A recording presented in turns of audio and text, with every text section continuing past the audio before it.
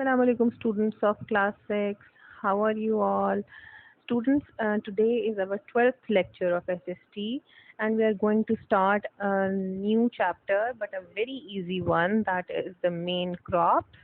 So open up page number 29 of your books.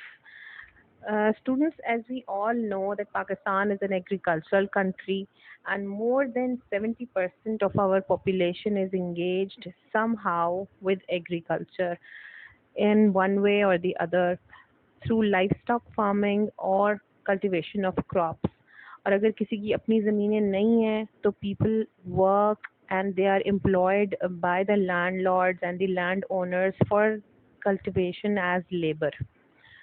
देहातों में, गाँव में हमारी आबादी 70% से ज़्यादा किसी ना किसी तरह से एग्रीकल्चर से लिंक्ड है। ज़मींदार बड़े लोग जो होते हैं वो उनको लेबर क्लास को बेचारों को इसी तरह एम्प्लॉय कर लेते हैं। जैसे आप अपनी ये पिक्चर देख सकते हैं एक पेज नंबर 29 पर राइट हैंड साइड पर, जिसमें लेबर की फीमेल्स जो हैं वो पिकिंग ऑफ कॉटन का प्रोसेस चल रहा है। तो ये सारे डेली वेजेस पर, पेड बेसिस पर चलते हैं। So let us come to our chapter. The content of the chapter is the different crops. The first crop is the wheat. Wheat हमारी पाकिस्तान की मेन फूड क्रॉप्स में से आती है। एज वी ऑल नो कि हमारे खाने में जो मेन पार्ट है वो रोटी का होता है। किसी किस्म की भी ग्रेवी हो, कोई भी चीज़ बनी हो, हमारे यहाँ 90% आबादी, 90% पॉपुलेशन डेली दिन में 2 दफ़ा 3 दफ़ा वीट को कंज्यूम करते हैं। और अल्हम्दुलिल्लाह अल्लाह पाक ने बड़ा हम पे करम किया हुआ है कि हमारी एग्रीकल्चरल कंट्री होने के साथ साथ लैंड बहुत फर्टाइल है पाकिस्तान की, जिसकी वजह से Pakistan is one of the very few countries that fulfils all the food needs of its people. हम अपनी गंदम में खुद कफ़ील हैं कि ना, हम अपने सारी आबादी को खुद से खिला सकते हैं। रोटी, गंदम का आटा और सब चीज़ें अवेलेबल कर सकते हैं। अल्हम्दुलिल्लाह ये फर्टाइल लैंड जो पाकिस्तान का है इसकी वजह से, और जो हमारा रिवर सिस्टम जो है ना, इंडस, झेलम, चिनाब, ये जो हमारे दरिया हैं पंजाब सिंध में, इनकी वजह से लैंड बहुत हमारी फर्टाइल है। और एम्पल वाटर अवेलेबिलिटी की वजह से क्रॉप्स की कल्टीवेशन बहुत अच्छी होती है। So let us come to page number 29, wheat. Wheat for bread is the main grain crop of Pakistan. It can be grown in almost any place where the land is fertile, but the chief area is the canal region of the Punjab. Punjab में सबसे ज़्यादा growth of wheat है और सबसे ample है इस वजह से क्योंकि यहाँ पे कैनाल सिस्टम हमारा बहुत अच्छा है। Pakistan is one of the very few countries in the world which can grow enough wheat to feed all its people. कि जिस तरह मैंने आपको बताया कि पूरी अपनी पॉपुलेशन को अल्हम्दुलिल्लाह हम लोग अपनी खुद से वीट ग्रो करते हैं। The irrigation network from the Indus, Jhelum, Chenab, इनको अंडरलाइन कर लीजिए आप, ये हमारे दरिया हैं। Jhelum, Chenab, Ravi and Sutlej river provides water for agriculture in the Punjab and Sindh. Punjab और सिंध दोनों जगहों पर ये हमारे दरिया सारी क्रॉप्स की वाटरिंग के लिए यूज़ होते हैं और बहुत अच्छा हमारा कारेज का और कैनाल सिस्टम है। ओके जी, ये बिल्कुल फुल राइप फॉर्म में वीट है, जिसको बिल्कुल कटने के लिए तैयार होती है, जो तो बहुत खूबसूरत गोल्डन कलर होता है इसका। पाकिस्तान की वैसे भी वीट बहुत अच्छी क्वालिटी की होती है। Okay, now come to cotton. Cotton is grown mainly in lower Punjab, Sindh and Sindh. This is easily the most important crop from a money export point of view. Means ये cash crops में आती है हमारी, बेचने के लिए या raw form में, और या फिर इसको फिनिश प्रोडक्ट के बना के, कपड़ा बना के या कैनवस बना के या यार्न बना के किसी तरह भी इसको हम लोग सेल कर सकते हैं। तो हमारा मेन एक्सपोर्ट जो एक प्रोडक्ट है ना, कैश क्रॉप हमारी, that is cotton. Raw cotton, cotton cloth, yarn, clothing, canvas are by far our biggest exports. ये products हैं, cotton and cotton based products. Cotton and cotton goods make up more than 60% of Pakistan's goods sold overseas. मतलब हमारी जो goods sold overseas कौन सी होती हैं? हमारी exports and bring to the country over $2.5 billion a year. ये बहुत बड़ी अमाउंट है जो हम कॉटन के थ्रू गेन करते हैं, अर्न करते हैं international dollars per year. Pakistan produces about 10% of all world cotton. पूरी दुनिया की कॉटन जो प्रोड्यूस होती है उसमें अबाउट 10% पाकिस्तान प्रोड्यूस करता है, मतलब एक बहुत बड़ी मेजर जो है ना परसेंटेज है। और पाकिस्तान की कॉटन पूरी दुनिया में फेमस है। कॉटन की आप, अगर मैं आपको पिक्चर दिखाऊं, कॉटन में ऐसे बर्ड्स होती हैं, जैसा ये है ना, इस तरह बर्ड्स बनती हैं और फिर ये ब्लूम होते हैं ना, तो ये फ्लावर्स, कॉटन फ्लावर्स बन जाते हैं और ये बिल्कुल फुल राइट फॉर्म में है। फिर इसको जैसे आपके पेज नंबर 29 पर लेफ्ट साइड पे पिक्चर है, लोग उसको पिकिंग इसकी करते हैं कॉटन की, और प्लांट वहीं पे रह जाता है। वो एनिमल फॉडर की तरह भी यूज़ हो सकता है जानवरों के खाने वगैरह के लिए। और जो है ना कॉटन, कॉटन बेल्स बन के एक्सपोर्ट होता है, और या फिर यार्न बन जाता है उसका धागा, और धागे से फिर फिनिश प्रोडक्ट की तरफ जाते हैं। ओके जी, come to the next page, that is page number 30। The third crop is rice.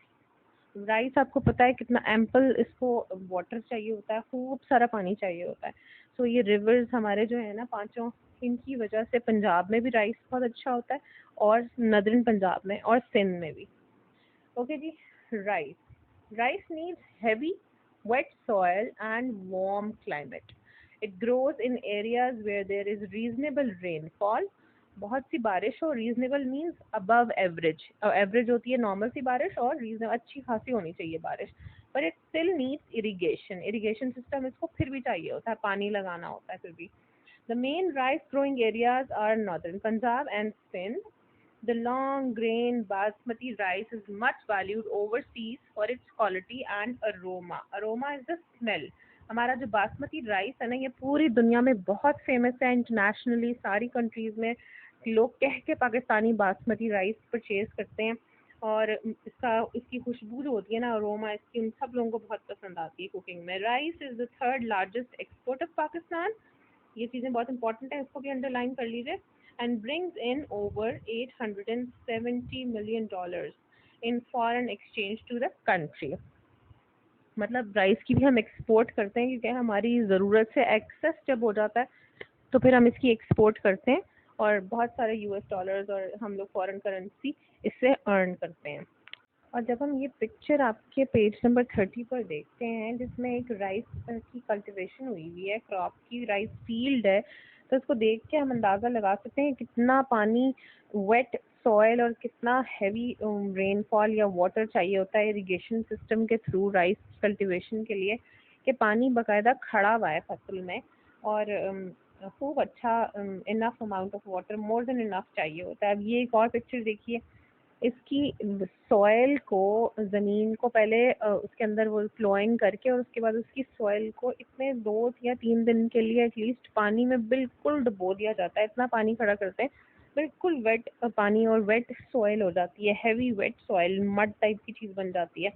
ये जो आदमी खड़ा होकर इसके प्लांट्स लगा रहे हैं, तो ये देखें तो इनके पाँव पूरे पूरे अंदर गए हुए हैं, तो इस हाथ से इसके छोटे छोटे प्लांट्स को लगाया जाता है, और फिर उसको छोड़ दिया जाता है, पानी उसमें और से और देते रहते हैं, तब अच्छी राइस की कल्टीवेशन होती है। सो मोर देन एवरेज रेनफॉल और very good system of irrigation is needed for the cultivation of rice. Okay जी, now come to gram, pulses, beans and peas. ये भी हमारी बहुत अच्छी क्रॉप्स हैं, हमारे यहाँ बेसिकली फूड क्रॉप्स के लिए तरह हमारी डाइट में एक इम्पॉर्टेंट रोल प्ले करती हैं grams.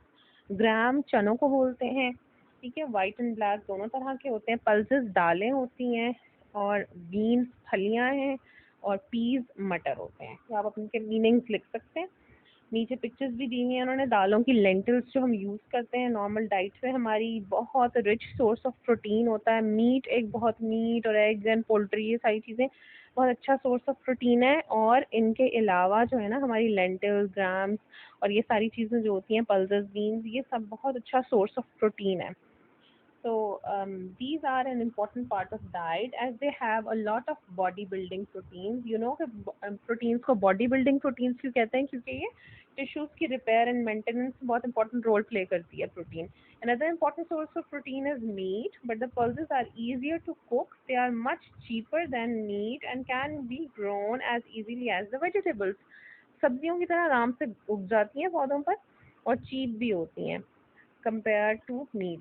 Find out the names of the lentils shown in the picture below. तो आप ये बहुत आराम से अपने घर में भी किसी से पूछ सकते हैं, अपनी बुक पे लिखिए इनके ऊपर.